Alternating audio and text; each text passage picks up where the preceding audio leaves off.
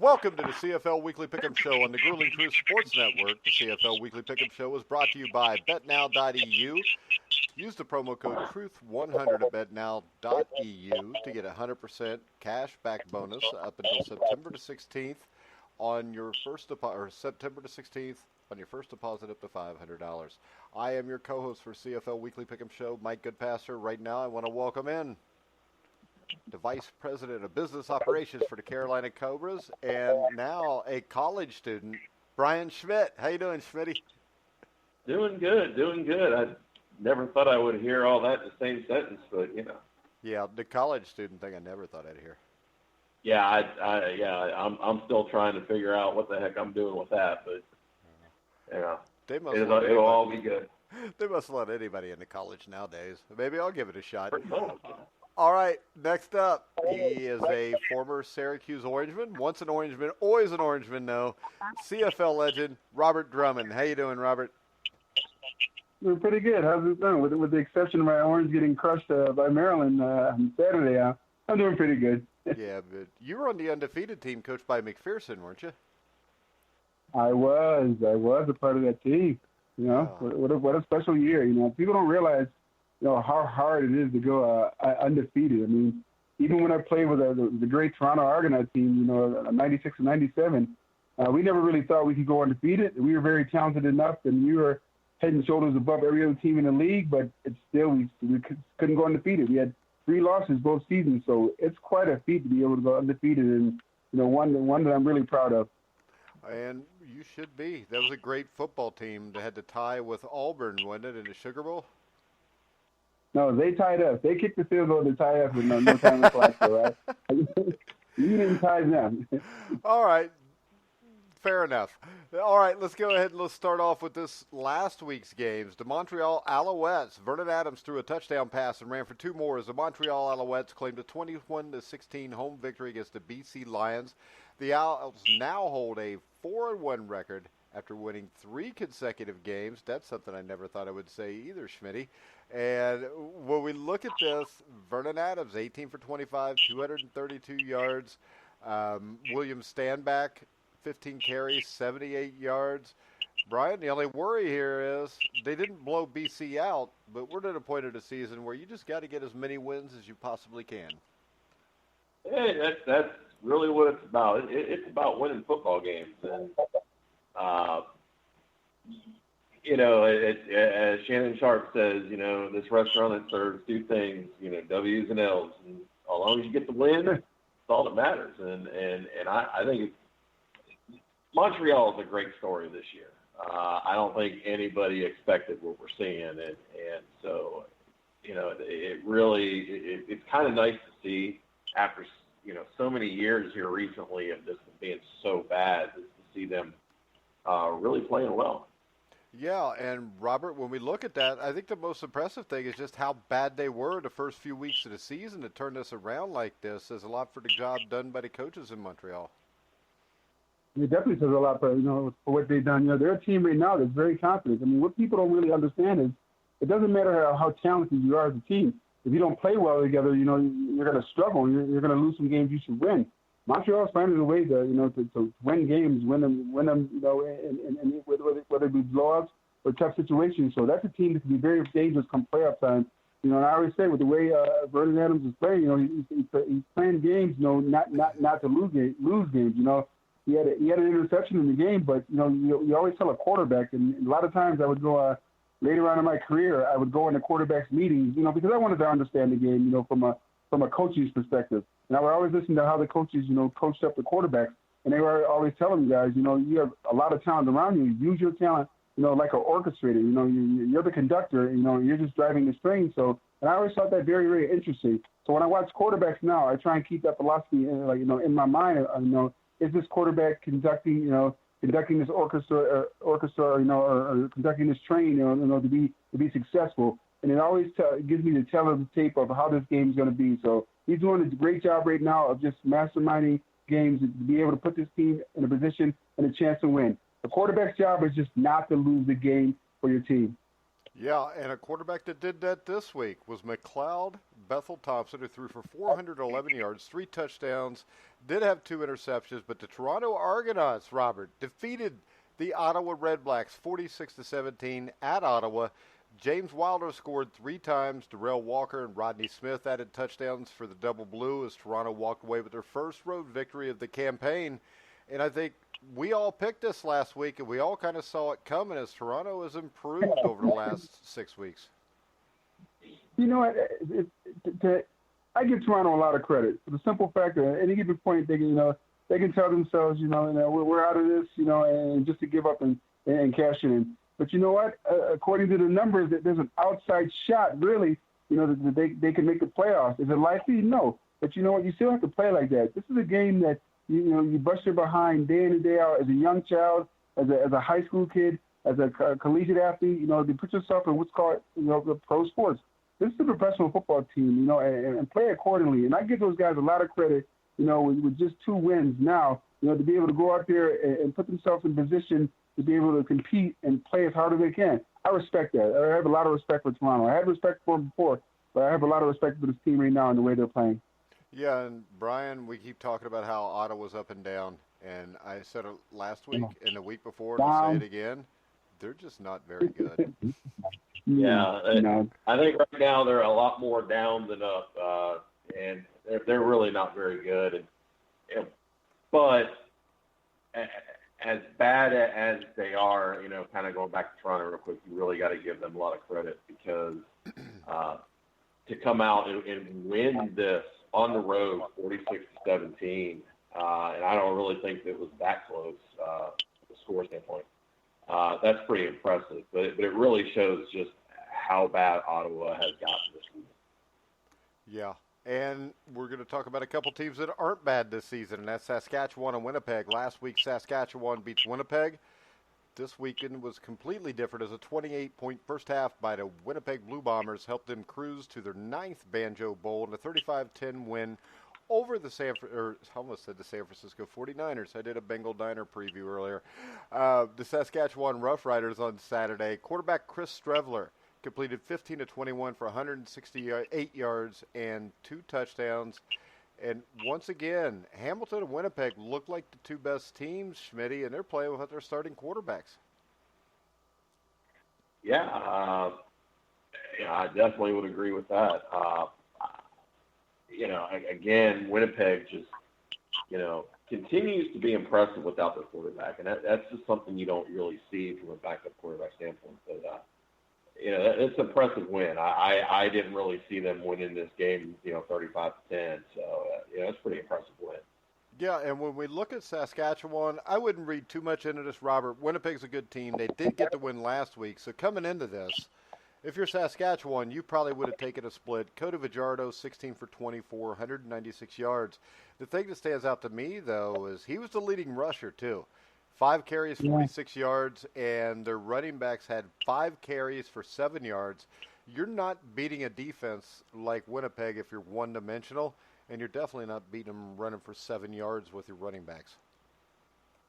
No, that's a problem that they're going to have to solve sooner than later. Your quarterback can't be the leading rusher, on your team. You have to have some balance, because teams are able to key in on that. It's just a situation for Saskatchewan where they're a good team, but they have to iron out a few things and get the ball rolling because it's getting late in the season now. But this is something I think that, it's just a blip it's on the radar and something they can fix. It's not something that's drastic to them that's going to hold them back, Yeah, and don't look now. Bo Levi Mitchell's back, threw a pair of touchdowns. Deshaun Amos scored a pick 6 to lead the Calgary Stampeders past the Edmonton Eskimos 33-17 on Saturday night. Mitchell set a franchise record for most wins by a quarterback with the victory, and the Stamps are now second in the West with a 7-4 record. So I've got a couple questions here, and we're going to start off here. I mean, we always talk about how Calgary is the New England Patriots of the CFL, and Robert, I think that stands to be true once again. It stands to be true, but the problem I have with Bo Levi Mitchell is as great as to return runs and coming back and doing well, is the 3 interceptions. I mean, I was just saying earlier, that the quarterback's job is not to lose the game for him, and they squeaked by this one. They got this victory, but later on, during playoff times, during Grey Cup time, that could become a problem because a good team, a very good team who's out at the right time can turn those into 21 points, and that could be a destiny for a team. So as well as he may be playing right now and putting himself and getting a victory and win, that could become a problem. And I told you, I used to sit in quarterback meetings and listen to quarterbacks, and that was one thing the quarterback coach or the head coach at the time in the meetings would always harp on the quarterback. Do not put us in a situation to give up points, or meaning don't turn the ball over. So that's a problem, and I'm pretty sure he's fighting himself, and he's going to have to iron out, but he's a good enough talent enough quarterback where he can work it out. Yeah, the other concern I would have with Calgary is the fact that Kadeem Carey, 11 carries, 24 yards. And actually, when you look at these stats, it's hard to believe that Calgary won this game as easily as they did. That's what I'm saying. I mean, it makes me think that Edmonton must have played a lot worse on offense, to be given the ball by their defense over 3 times to put themselves and score to get points, and the whole Edmonton, the whole Calgary to almost 2.1, 2.3 yards per carry. It's like, holy smokes! How did Calgary win this game? But when you look at the defensive side of the ball, and it explains, that Wall was 10 tackles. So it goes to show you, some defense wins championships, but offense can't put the defense in a position, to always have to win the game for them. So it's going to be interesting. I think Calgary's one of the elite teams, if not the elite team or franchises in the CFL for many years, but they're still shooting themselves in the foot. They're not the type of team back, when the Punches played and Pitts played, and Flutie played for them. They were dominant then. Now they're good, but they're not the dominant team. So this field is wide open. Yeah, and the other question is this. Did this happen just because Trevor Harris was injured early in the second quarter or late in the first quarter, Brian? I think there's a possibility because Trevor Harris is such a key part to their offense. But, and obviously kind of going back to what was just said, 3 interceptions, if Trevor Harris is playing, maybe they're converting those points. I think there's definitely a real good possibility there. But at the end of the day, it's hard to say, but definitely an interesting game in the fact that when you look at the stats and you look at how this game played out, it really does signal the possibility that without Trevor Harris is why Edmonton lost this game, because certainly the stats and how the game played out, this game should have been a lot closer and possibly Edmonton winning it. Yeah, and Logan Kilgore had good stats, but that's an average quarterback compared to a great quarterback in the CFL, Brian. And a great quarterback, like you said, can make those plays. Yep, absolutely. All right, let's go ahead and look at this weekend's games. Brian, we'll start off with you in a classic matchup between the Ottawa Red Blacks and the BC Lions to see who will be 9th in my weekly power rankings this week. This is one of those. I'm going to take BC at home, but boy, this is a toss-up. Yeah, I'm taking BC just because they have Mike Riley and Ottawa doesn't, Robert. I'm taking BC also for the same reason. Mike Riley's Mike Riley. He's not a bad team right now, but I think BC's a better team than Ottawa. All right, now here is a much better matchup as the Hamilton Tiger Cats have a 4-game win streak coming into this matchup. However, all the wins are against 3 teams that are currently out of the playoff picture. Calgary is hosting Hamilton. Robert, what do you think? You know what? You look at Calgary. You talk about the allure, the mystique, the Calgary greatness. It is just what I said earlier. Until they can handle their turnover situations, giving the ball away 3 times to a good team, I got to go with the Tiger Cats. Because the Tiger Cats are going to turn those 3 turnovers into 21 points, and that's going to be a thorn in the side of Calgary until they can right the ship. All right, Brian. I desperately want to take the Tiger Cats in this, and I feel like I should, but I'm going to go on the idea that Calgary is going to fix the turnover interception problem and I think they're going to win this in a close game. Yeah, the thing that gets me is that the Stamps have allowed fewer than 20 points from opposing offenses in 8 of their last 9 games. I'm going to go with Calgary. It wouldn't surprise me if Hamilton beats them. I'm kind of like Brian. I wouldn't mind if Hamilton beat them. Next up, we've got Montreal at Saskatchewan, which I think is an extremely interesting matchup now. I'm going to go with Montreal here, Robert. Ooh, you know what? I'm going to go with Montreal also. For the simple fact that, as I said before, they're playing good football. They're playing as a team, and that it doesn't matter how talented you are. That's huge. When you just find ways, like Don Master used to always say it, find a way to win, and they're finding ways to win. Well, how about this? Also, you go to betnow.eu and get 6.5 points in Montreal, and also the thing that really sticks out to me. The one factor that I think people are ignoring here, Brian, is the fact that Montreal, with 17 minutes left in the game, and no Vernon Adams, we're only down 17-10 at home on the game that was called due to weather a few weeks ago. So you may have a little revenge there, but you also have Vernon Adams back in this game. Yeah, and I'm going to take Montreal as well. I just think they're a hot team. They're playing well.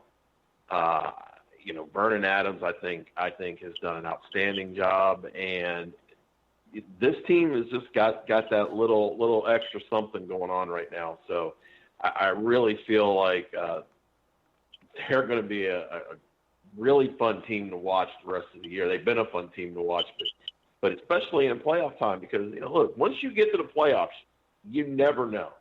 I've always said, once you get to the playoffs, whoever's in the playoffs always has a chance. So I think this is going to be a fun team to watch. I think this is going to be a game that I think they're going to win on the road, and it's going to further cement just how far they've come.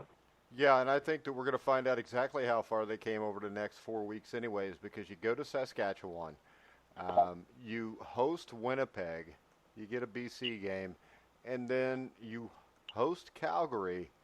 So right there, you go to Winnipeg after that. So the schedule is not easy. So we're going to find out if this team is really a contender or not, I think, real quick. And then they close out the season with Hamilton. You get 2 or 3 games in there that I think are probably very winnable with the BCs and the Torontos of the world. But right now, Montreal is sitting 2.5 games behind Hamilton. Hamilton's still playing with the backup quarterback. You never know. But we do know this. Ottawa's only 3 games behind Montreal, but there's no way in hell they're catching them the way they're playing right now. Brian, any closing remarks? Not really anything major other than, it's again, and I just keep bringing up Montreal. That is a fun team to watch right now in the CFL. It seems like every year I always try to find that one team that's really fun to watch, and Montreal has been that team. So, especially people that are fans of the CFL but maybe don't have that team, watch Montreal. They're a fun team to watch, and it's good football. All right, Robert? None. Just is just sad for me to have 2 teams that I won Grey Cup with be the last place 2 teams in the CFL, and in the Alouettes, in Toronto, in BC, but that's the life of football, you have to take your lumps, learn from them, go on and get better. The year before I won a Grey Cup in Toronto, they were 4-14, so it goes without saying, but I hope those organizations get better because it was fun for me to play with them. I had a great time. I have a great love for them, but it's tough to sit here and see teams that I have an affinity for, struggle. But this is pro football, and what's bad now would be good, 2 or 3 years from now. Yeah, that's how it is. Everything's cyclical in sports normally, unless you're a Cincinnati Bengals fan, because they always suck.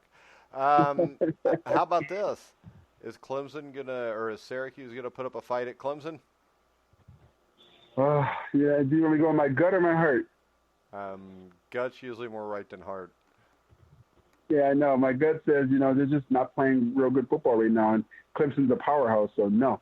My gut tells me they're going to get blown out. My heart said playing in the Carrier Dome, we can always put up a fight there because that's a different type of venue to play in, but they're just not playing good football right now.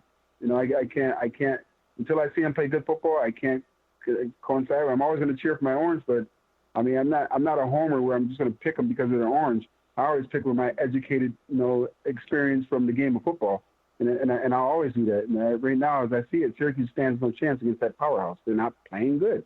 Yeah, they're just not. Well, there's not too many teams that I think stand a real good chance against Clemson this year, anyways. No. All right, we're going to go ahead and wrap the show up. I want to remind everybody, betnow.eu. Truth 100 to get 100% cash back bonus on your first deposit up to $500. We will be back next week at 9 o'clock for the CFL Weekly Show. Make sure you join us. You can hear all of our shows on iHeartRadio, iTunes, TuneIn, Spreaker, Stitcher, Spotify. Wherever you find podcasts, you'll find The Grueling Truth. So for Brian Schmidt, Robert Drummond, I'm Mike Goodpaster. You've been listening to The Grueling Truth, where the legends speak.